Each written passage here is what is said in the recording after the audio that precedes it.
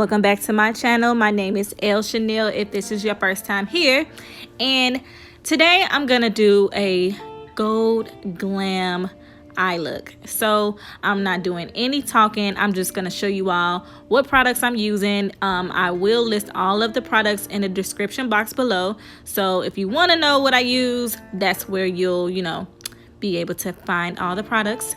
So make sure you like, comment, and subscribe, and just watch me work.